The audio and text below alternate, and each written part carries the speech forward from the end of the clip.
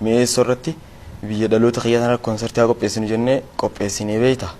yeroo kana maaltu na qunname halkan hoteela keessa qopheessine jesso osoo kanatti utaallee bohaaraa jirru tokko jechuudha sirba eenyutiin taphachaa ture sirba Adam Haruun jallummaa teenyaan erga wal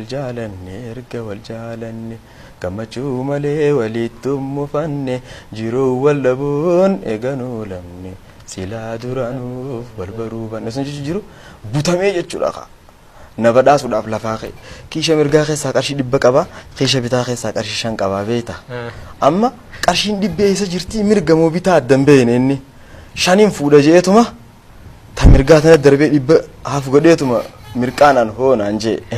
amma gaa na badhaase anis stage irraa bu'ee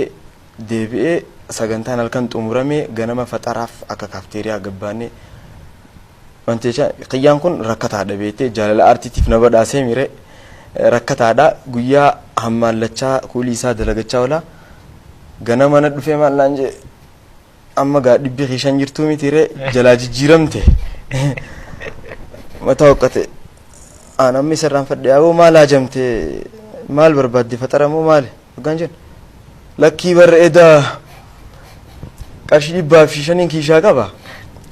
dhibbi tamirgaa jirti 5 bitaa kasa jirti tabitaa sanin fuudhee qarshan si shallama jeetin dhibba mirga keessaa fuudhee si badhaasee waan faxara dhabee akkanatti dhufee maarri yaa bakka qoflaan nu bitee lisan edu nagara jira qoflaan ayaa qotu taayee faxara fereeni ibban isaatis sanneefi bakka qunnama bareedaa naa taabee ta'uu danda'a.